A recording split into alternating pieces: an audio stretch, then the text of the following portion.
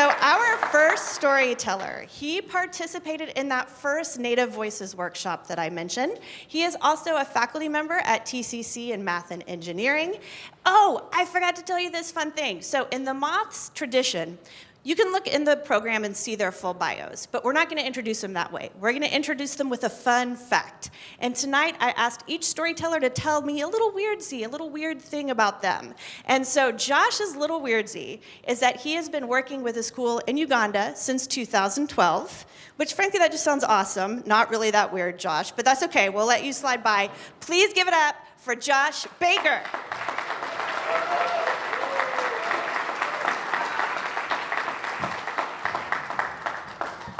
Tackled at 7 minutes, prove it. Your children will teach you things, but you have to be listening and, more importantly, willing to learn. My wife Alicia and I struggled with infertility for 10 years before we had our twins. Jay is just like my wife. It's like someone took Alicia, put her in a copier, and hit minimize, and then here's Jay. Right? You tell them something once, cool. They get all of their to-do lists done. It's just things are in order. Emily was like you put me into a copy machine and hit minimize. And we came out with the runners and the streaks that you get sometimes because we have ADHD. Things aren't always as straightforward and simple with us. You need us to do something, might take a couple of reminders. Is it going to be done in the way that you want? Maybe, likely no. One of the things that arose from this is there was a 7-year stretch where Emily's towel after her bath or shower never got back into the bathroom. And I used to say all sorts of unhelpful things to her, like, hey, it's been a year, 2 years, 3 years, figure it out. None of this worked because why would it? Until one night when Emily was 8, she came downstairs with her towel, left it, and went upstairs to go to bed. As soon as I saw it, I grabbed it and I yelled, Emily, get down here and get your towel. And I started my way up the stairs. And as she was coming down, we met on the landing. And I said, Emily, come on, you are 8 years old. You are old enough to know how and when to put your towel up. And I saw these tears well up in my child's eyes because they were hurt. I had hurt them. My correction was overcorrection. My things that didn't work weren't helping at all. I saw my wounded child, and I realized that I was the one that did the wounding, and that something had to change. What didn't need to change was the 8-year-old child. What did need to change is the adult and parent in the situation. So I started to try new tactics. Instead of always walking behind and correcting or redirecting, I started teaching on the front end. And I taught Emily quite a few of my coping mechanisms that I use to help me get around and navigate through my ADHD.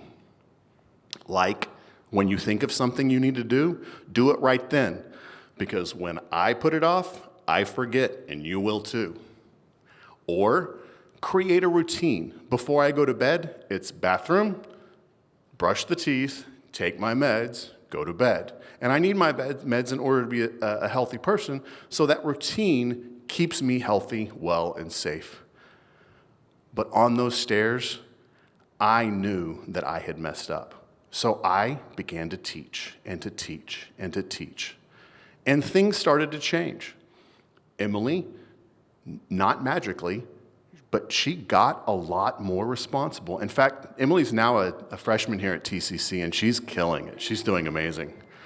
Another thing that changed is our relationship was a lot less adversarial and more supportive and loving and kind and patient.